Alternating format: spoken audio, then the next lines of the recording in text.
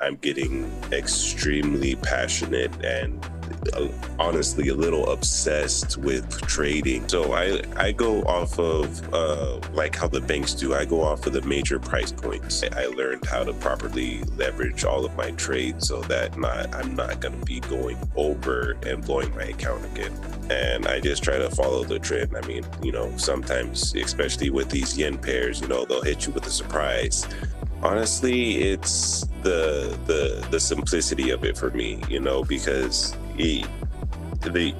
there is a lot of information that you have to know, but I mean, once you know it, you're able to understand it. And as long as you follow your principles and you always watch your leverage, you can be a successful trader. One of the things that we do really well at FTUK is allow successful traders to scale quickly. Most prop traders would understand that you need to be able to access large amounts of capital if you want to generate the kinds of returns that are going to make you successful in the long run. Now that's challenging for a prop firm, particularly when it comes to the risk management on instant funding accounts, because essentially anybody can walk in off the street, buy an account and start trading. So they're usually the accounts that come under the most scrutiny. And it's actually very rare to find someone who can trade the account flawlessly, hit the target, and also do it quickly. We recently had a guy who purchased a $25,000 account and scaled it in just 9 days. Now, this is a guy who not only understands the markets, understands his strategy, but also understands how to see his trading performance through the lens of risk management in a way that allows him to remain calm and objective at all times. This is an interview that is worth watching, and there's some lessons here for us all. This is something that I want to turn into a career. I've only really been trading for about a year. And I've been doing general contracting as construction for about 10 years. Wow. And it's just been really taking a lot of time away from my family, because I have a family of 3 kids and a wife.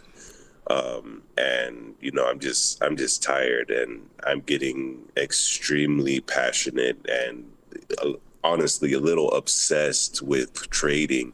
So I'm learning as much as I can. I'm doing everything that I can to make sure that I'm doing everything right the first time, so that I can be able to create this time and a better life for myself and my family. Yeah, that's it. I mean, that's a big motivating factor for so many people as they get into this industry. How did you actually start to learn? Because your equity curve, in fact, if I just have a quick look at your equity curve, what rabbit holes have you been down, and what has you're learning to be able to create an equity curve that smooth? Well, I have had 3 other funded accounts that I blew all of those. So I learned my lessons, and I got all the kinks out. And my biggest thing was I was over leveraging myself. And now that I got back into it, I learned how to properly leverage all of my trades so that I'm not going to be going over and blowing my account again. What are the techniques that you employ? Obviously, you don't need to go into too much detail about the secret sauce of your strategy, but what are the sort of things that motivate you as a trader from a technique point of view? Yeah, so I go off of like how the banks do. I go off of the major price points. I don't have a lot of my charts aren't a mess. It's just there's lines that I go off of on the major price points, and once it hits one of those price points, that's where my entry is, and then once it hits another price point, that's my exit and or my stop. That is usually the best way to approach these things. Simple is always best. Where do you get the consistency from? Because as you know, you've got to be consistent with your methodology. And okay, it took you 9 days to do, which is not long, but still throughout that journey, you've got to believe that it's working so that you can stay rigid to your strategy. Just staying up to date with the market, because I'm not always going to have, winners. But if I'm up to date with the market, like I use Forex Factory, I use Forex Live, for a lot of my information. And what are you paying attention to the fundamentals? Have you got like a good fundamental background?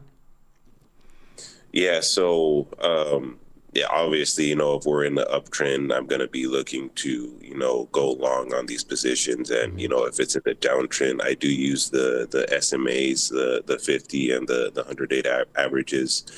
So I kind of look at those as well. Uh, and I just try to follow the trend. I mean, sometimes, especially with these yen pairs, they'll hit you with a surprise. Yeah. But I do my best. And I was just that's exactly that was going to be my next question. Actually, your choice of asset class. You're very similar to myself. You are a Forex guy, out and out. You like the currencies, and I noticed there is a leaning for yen pairs there. We've got the Aussie dollar against US dollar. That's possibly I've often found because I'm in the UK, but you're in the US, so the Australian dollar picks up in your evening. As the Australian markets open. So that's a very common currency pair for a lot of Americans to trade. So what is it about FX as an asset class that's really really drawn you towards it? Honestly, it's the simplicity of it for me, because there is a lot of information that you have to know, but I mean, once you know it, you're able to understand it. And as long as you follow your principles and you always watch your leverage, you can be a successful trader.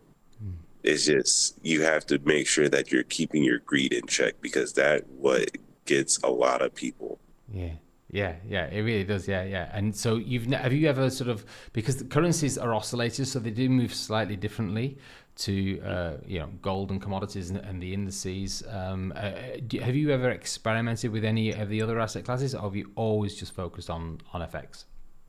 Always on FX. Yeah, it's a good way of doing it. I agree with you as well. There's a purity in using currency pairs because it's almost like you're using money to make money. So why wouldn't you go down that road? I mean, it makes total sense. Yeah, it's a really impressive performance. Just talk to me a little bit about your view of risk management, because on your equity curve, obviously it's very, very flat for a while, and you've had to go through the majority of that account before you get that surge towards the target. So how are you approaching your risk management point of view? Are you a trailing stop guy? How do you know when you're wrong in the market? So technically I'm going based on my account size, 30 trades. Like if I lose 30 trades, then I shouldn't be trading at all. But I go 30 trades based on my leverage. So I'll take my account size divided by 30, and then that's going to be my leverage. Oh, I see. So you look at what you've got on the account to work with, and you divide that into equal portions, and then you just distribute that across the opportunities that the market presents. Yeah. Yes. That is very unique. Yeah, and that's interesting. And I suppose what that can do for you is, well, that can help you stay almost like a form of detachment. So you stay aside, away from that, because it's almost like you've been given 30 opportunities in front of you, and you just keep picking them out, and then that's it. Once you're done, you're done. Yep. And then if there is one that, especially on a day that there's going to be a big event, I'll go and I like to call it a pepper. If I already have a trade in a currency pair that's up, I'll put another one with half the leverage in that same pair. Wow. Yeah. So it's kind of just throwing pepper. That's a really unique approach to the way that you could go about this sort of thing. So that is very, very interesting indeed. What would you say was the hardest lesson that you've had to learn? Keeping my greed in check, honestly, because the last 3 out of the 2 accounts, I passed both of them, and I got a little too excited, and I didn't watch my leverage, because I was like, babe, I'm gonna make some money, and we're gonna go do this and this, and and it was with yen pairs, and Really? I blew them. Yeah. Yeah. There's an old phrase, it's not the move that kills you, it's always the leverage. So the temptation to sort of push that constantly. And it's the primary reason that most people end up blowing an account up. It's the leverage that gets them. If people just tone it down a little bit and be a little bit more patient, the journey is a lot smoother. But you're a testament to doing that with amazing discipline. So it's an outstanding performance. What is the end goal from here for you? Because obviously you're now going to be funded. You've got a 25k account that's now a proper funded account, and it's an instant funded account. So you are a way to go. You get your feedback, and then you'll be sort of like, taking your profits out from there.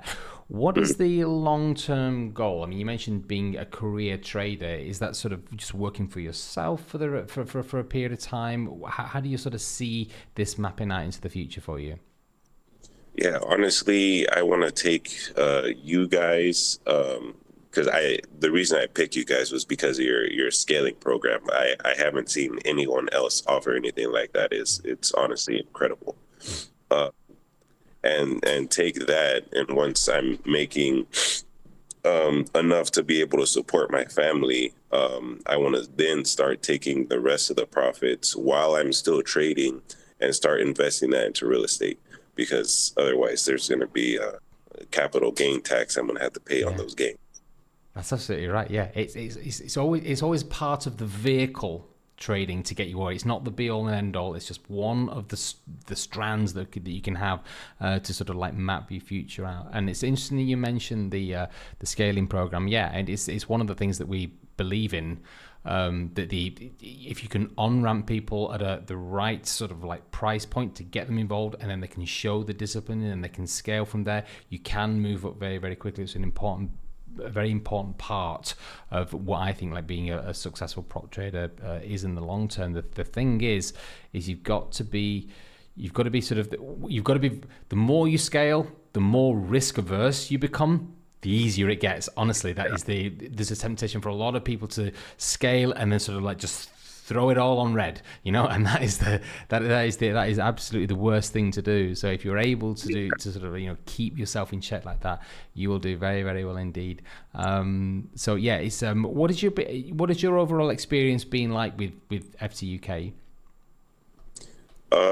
Honestly, it's amazing. You guys have great customer service, because there was a few questions I had to ask, just about, the payouts, and, because I know most prop firms, you have to, close all of your trades before you, request a payout. And then, if the payouts affected the scaling, and that, Right.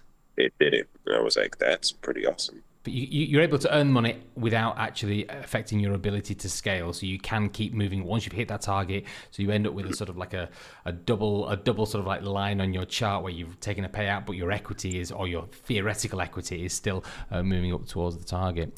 Thank you very much for taking the time to speak to us, and we wish you all the best moving forward. Thank you.